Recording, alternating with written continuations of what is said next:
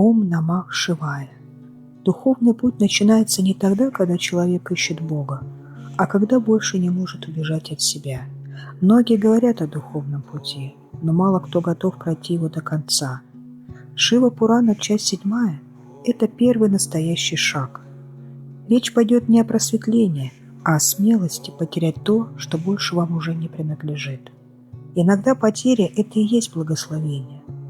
В этой 7 части начинается путь души.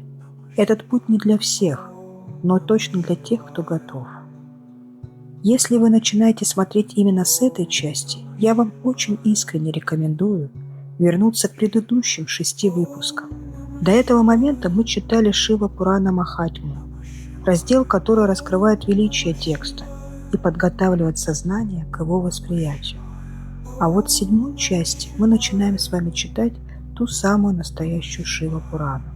Ее первый основной раздел – Видишвара Самхита, что дословно означает «учение о Шиве как о Господе знаний». Первые 6 частей нам нужны были не для информации, а для внутренней подготовки к этому переходу, от слушания к пониманию. С этого момента путь становится глубже.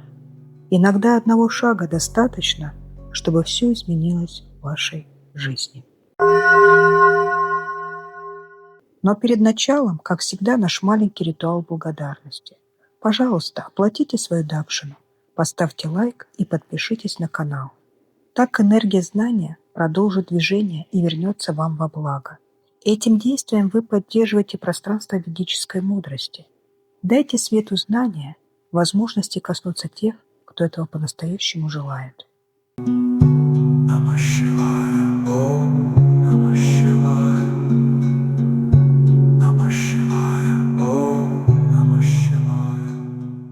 Вадишвара Самхита, глава 1. Сомнения мудрецов. Молитва благословения. Я медитирую на Шиву, владыку Амбики, от начала до конца несущего блага, не имеющего себе равного, не подверженного старости и смерти, владыку всех душ, пятиликого, рассеющего 5 могущественных грехов. Вьяса сказал: у слияния Ганги и Калинди, Ямуны, в священном городе Праяге, великом святом месте паломничества, вратах, ведущих в мир Брахмы, мудрецы среди просвещенных душ, погруженные в выполнение истинных обрядов, могущественные и благословенные, совершали великое жертвоприношение. Услышав, что там проводится жертвоприношение, ученик Вьясы, великий мудрец Сута, непревзойденный знаток Пуран, пришел туда, чтобы увидеться с мудрецами. Мудрецы были рады видеть его и приняли с подобающим гостеприимством и почтением. Когда подобающие почести были оказаны, благородные мудрецы в радостном расположении духа смиренно обратились к нему, почтительно сложив ладони. «О всеведущий, тебе выпала безмерная удача! Ты принял на хранение от Вьясы всю пураническую премудрость, содержащую в себе глубокий смысл. Поэтому ты хранишь в себе чудесное, вдохновляющее повествование, подобно тому, как Великий океан служит сокровищницей, где хранится жемчужина, обладающая великой ценностью. В 3 мирах нет ничего, относится ли оно к прошлому, настоящему или будущему, что не было бы известно тебе. Для нас великая удача, что ты сам нас навестил. Поэтому с твоей стороны было бы неправильно возвращаться в свою обитель, не оказав нам милость. Истина то, что мы уже услышали объяснение того, что есть, а что есть не благо. Но мы не удовлетворены. Мы желаем слушать еще и еще. Сейчас, о благоумный Сута, нам не вполне ясен только один вопрос. Если ты желаешь принести нам счастье, объясни нам его, пожалуйста, хоть он и составляет тайну тайн. С наступлением ужасной эпохи Кали люди утратили добродетели, они погрузились в дурные деяния, они отвратились от праведных дел. Они без конца клевещут друг на друга. Они домогаются чужого богатства. Их внимание постоянно обращено на чужих жен. Их главная цель стала причинение вреда другим. Пребывая в заблуждении, они смотрят на свое физическое тело как на душу. Они безбожники, которым доступны лишь самые грубые чувства. Они ненавидят своих родителей, их жены для них богини. Они рабы похоти. Брахманы пребывают в тисках жадности. Они торгуют ведами, чтобы заработать себе на жизнь. Они приобретают ученость, чтобы использовать ее как средство для зарабатывания денег. Под воздействием своей гордыни они впали в заблуждение. Они пренебрегают обязанностями своего собственного сословия. Они почти превратились в мошенников, обманывающих других. Они не творят молитвы санхья трижды в день. Они не просвещены в ведической науке. Им неведома жалость, они много гордятся своим малым знанием.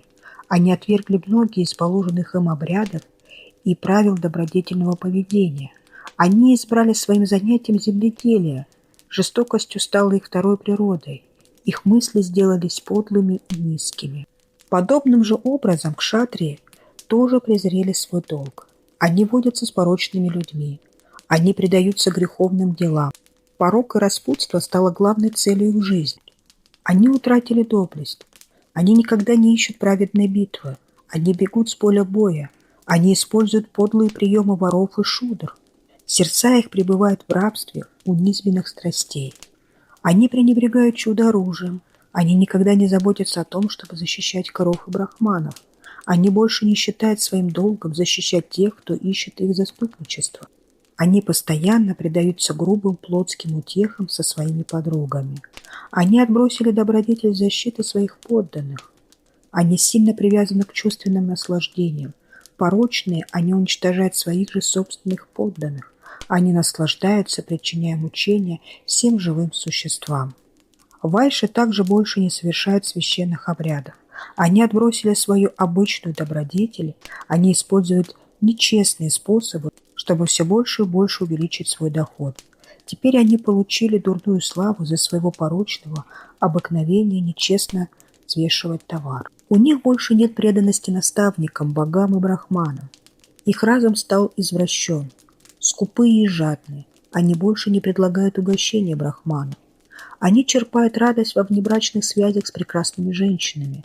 Мысли их стали путанными и загрязненными. И ослепленные своей алчностью, они лишились ясности мышления. Они оставили свое рвение к накоплению различных заслуг и другим священным обязанностям, таким как рытье колодцев, водоемов, посадка деревьев и разбивка садов. Подобным же образом большинство шудр также испортились. Некоторые из них пытаются подражать образу жизни брахманов, чьи лица и все тело излучают сияние. Сбитые с толку, они также пренебрегают своими обычными занятиями.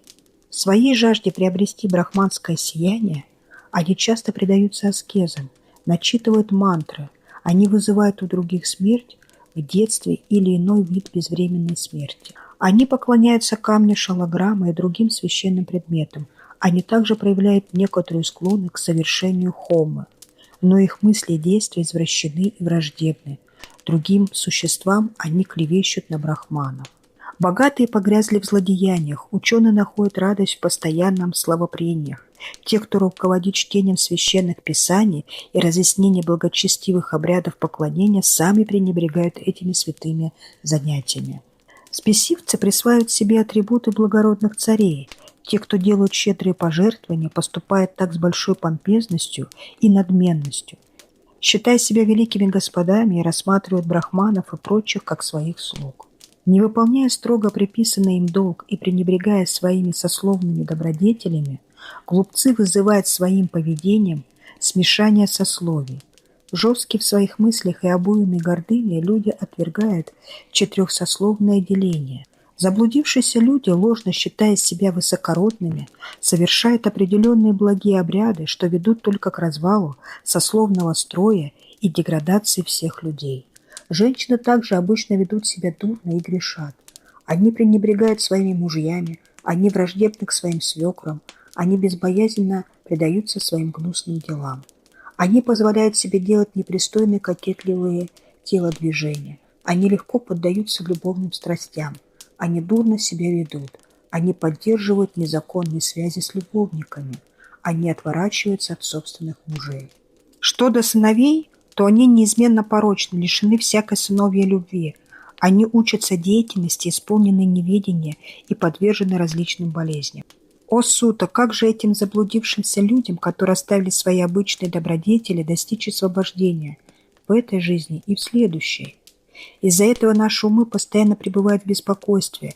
Поистине нет больше добродетели, чем помогать другим. Поскольку ты хорошо знаешь основные положения всех учений, расскажи нам, пожалуйста, какое лучшее средство, чтобы немедленно разрушить грехи этих людей». Услышав эти слова мудрецов, чистых душой, Сута устремился мыслью к Шиве и ответил им так.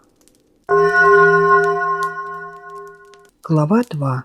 Ответы, рассеющие сомнения мудрецов. Сута сказал: «О святые, вопросы, которые вы мне задали, в высшей степени уместны. Движимый любовью ко всем вам, я, вспоминая своего наставника, благодетеля трех миров, расскажу вам все. Слушайте же внимательно. Несравненная Шива Пурана содержит в себе всю сущность Веданты. Она рассеивает все грехи. Она позволяет достичь после смерти высшей истины – Брахмана. О Брахманы! В этой Пуране раскрывается и приносит четырехвидный плод – Дхарма, Артха, Кама и Мокша – великая слава Шивы, которая разрушает грех эпохи Кали. Целенаправленно изучая Шива Пурану, не имеющий себе равных, высочайший из брахманов достигнут освобождения. Брахмахатья, грех убийства брахмана, и другие грехи дают о себе знать лишь до тех пор, пока Шива Пурана не воссияет в этом мире во всем своем блеске. Зловещие знамения эпохи Кали беспрепятственно появляются здесь и там лишь до тех пор, пока Шива Пурана не воссияет в этом мире во всем своем блеске. Различные священные тексты сталкиваются друг с другом в словопрениях лишь до тех пор, пока Шива Пурана не воссияет в этом мире во всем своем блеске. Даже великим людям трудно постичь божественные качества Шивы лишь до тех пор, пока Шива Пурана не воссияет в этом мире во всем своем блеске. Свирепые слуги Ямы безбоязненно бродят здесь и там лишь до тех пор, пока Шива Пурана не воссияет в этом мире во всем своем блеске. Все другие Пураны издают на земле громкие звуки лишь до тех пор, пока Шива Пурана не воссияет в этом мире во всем своем блеске. Все святые места паломничества на земле ссорятся и вступают в перерекание лишь до тех пор, пока Шива Пурана не воссияет в этом мире во всем своем блеске. Все мантры находят радость в словопрениях друг с другом лишь до тех пор, пока Шива Пурана не воссияет в этом мире во всем своем блеске. Все различные области, где сосредоточены места паломничества, перерекаются с друг другом лишь до тех пор, пока Шива Пурана не воссияет в этом мире во всем своем блеске. Все алтари возвышения для совершения обрядов пререкаются друг с другом лишь до тех пор, пока Шива Пурана не воссияет в этом мире во всем своем блеске. Все деяния перерекаются с друг другом лишь до тех пор, пока Шива Пурана не воссияет во всем своем блеске. Все боги перерекаются друг с другом лишь до тех пор, пока Шива Пурана не воссияет в своем блеске. Все философские учения перерекаются друг с другом лишь до тех пор, пока Шива Пурана не воссияет во всем своем блеске. О величайший из провидцев брахманов!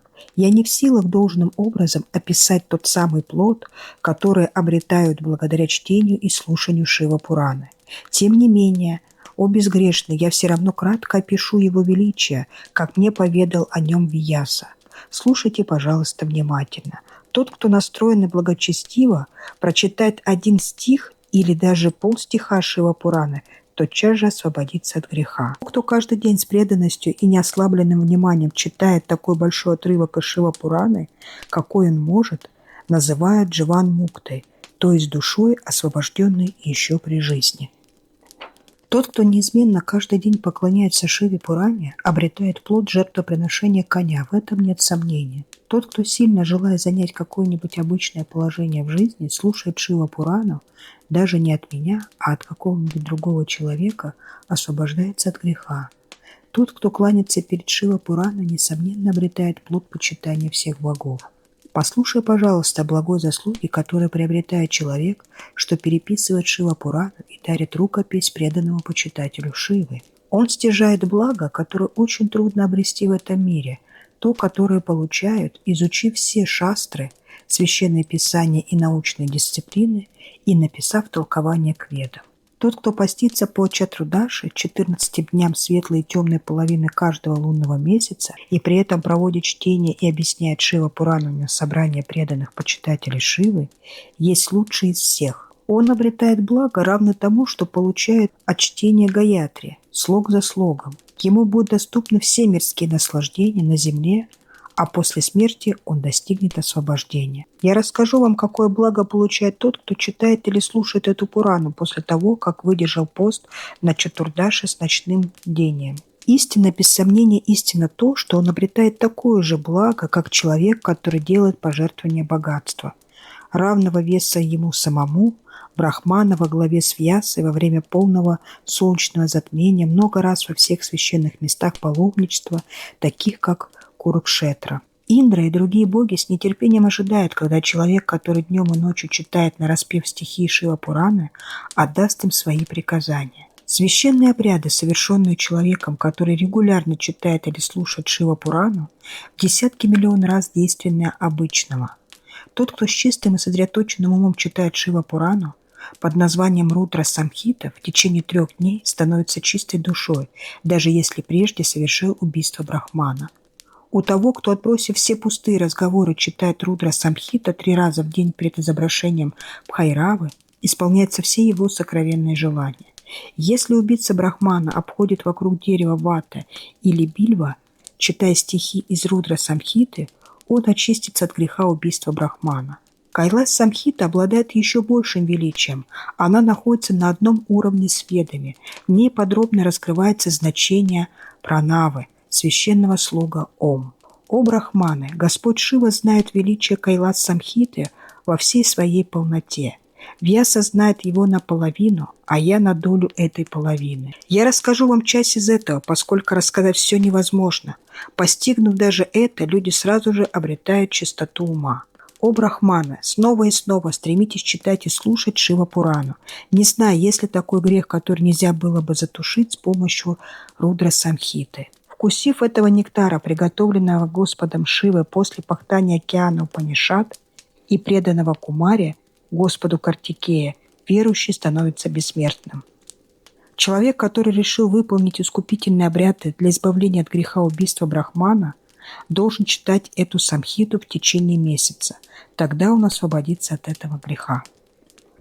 Простым чтением вслух этой самхиты разрушается грех принятия денежных пожертвований от нечестивых людей, вкушения оскверненной пищи и ведения непристойных бесед. Благо, которое получает человек, который читает эту самхиту в роще из деревьев Бильва при храме Шивы, невозможно описать словами. Если человек с преданностью читает эту самхиту во время совершения обряда Шрадхи, обряда поминовения усопших, все его питри, то есть предки, достигнут великого мира Шивы. Верующий, который в дни Чатурдаши постится и читает эту самхиту, сидя под деревом Бильва, становится самим Шивой, и его почитают боги. Другие самхиты, без сомнения, даруют благо в виде исполнения всех сокровенных желаний. Это 2 самхиты – Рудра и Кайласа. Особенно восхитительны, так как полны божественных игр и божественного знания. Такова Шива Пурана, столь же блистательна, как и Веды, создана изначально самим Господом Шивой и сопоставима высшему Брахману. Первоначально Шива Пурана была необычно огромная по размеру и состояла из 12 священных самхит – Видьешвара, Рудра, Вайнаяка, Аумика, Матри, Рудрайкадаша, Кайласа, Шата Рудрака, Сахасрокати Рудра, Коти Рудра, Вайвия, Дхарма, Самджаня. О Брахмана, я назову количество стихов в этих самхитах. Выслушайте меня, пожалуйста, с должным вниманием. Первая самхита, Видьешвара, состояла из 9000 стихов. Рудра, Вайнаяка, Аумика и Матра Самхита состояли из 8000 стихов каждая. О Брахмана, Рудра Кайдаша Самхита состояла из 13 тысяч стихов. Кайлас Самхита из 6000 и Шатра Рудра из 3000 стихов. Коти Рудра Самхита состояла из 9000 стихов. Сахасра Коти Рудра Самхита из 11 тысяч стихов. Вайявья Самхита состояла из 4000 стихов. И Дхарма Самхита из 12 тысяч стихов. Таким образом, вся Шива Пурана состояла из 100 тысяч стихов. Вьяса сократил их до 24 тысяч стихов. что составляет около четверти изначальной Пураны и сохранил 7 самхит. Во время первотворения пуранической словесности, как она была задумана Шивой, она включала в себя миллиард стихов. В эпоху Крита Двая-Паяна и другие сократили ее до 400 тысяч стихов, которые в начале эпохи Двапара были разделены на 18 отдельных Пуран. Среди них Шива Пурана содержит 24 тысячи стихов и состоит из 7 самхит. Эта Пурана находится на одном уровне с Ведами по своему величию. Первая самхита называется Вигешвара, вторая – Рудра, третья – Шата Рудра и четвертая – Коти Рудра, пятая – Ауми, относящаяся к Уме, шестая – Кайласа и седьмая – Вайявия. Вот все 7 самхит. Итак, божественная Шива Пурана с ее 7 самхитами находится на одном уровне с Ведами, более всего даруя освобождение, а не что-либо иное. Тот, кто с преданностью читает все 7 самхит Шива Пураны, освобожден еще при жизни. Сотни других священных писаний, такие как Веды, Смрити, Пураны, Итхасы и Агамы, не стоят и 16-й части Шива Пураны. Вначале Шива Пурана была изложена самим Шивой. Затем Вьяса, переданный почитатель Шивы, сократил ее. Она безупречна и кратка, и по этой причине помогает всем живым существам, угошая 3 вида бедствия, порожденные собственным телом и умом, другими живыми существами и природными катаклизмами, вызванными богами. Она не имеет себе равных, она дарует абсолютное благо. В ней превозносится добродетель, свободна от обмана. В главных чертах она обладает природной, виндантичной мудростью. Она содержит в себе мантры, 3 цели жизни и то, что способны познать мудрые, обладающие непринужденным умом. Шива Пурана лучшая среди Пуран, прославляющих великого сущего, который сеет в Веданте и Ведах. Тот, кто с преданностью читает и слушает ее, становится любимцем Шивы и достигает высшего состояния в этом и в ином мире. На этом мы завершаем очередную часть Шива Пурана. Эти слова не для спора и не для веры вслепую. Они для внутреннего слушания. Если вам что-то откликнулось, останьтесь с этим. Не торопитесь с выводами. Поделитесь своими мыслями или вопросами в комментариях. Шива Пурана раскрывается через размышление и диалог. Если вы здесь впервые, обязательно подпишитесь на канал и поддержите это видео лайком. Индомания – пространство ведической мудрости. Добро пожаловать в место вашей силы. Продолжение, как всегда, в следующий понедельник. До новых встреч. Ом Намах Шивая. Намах Шивая. Ом Намах Шивая.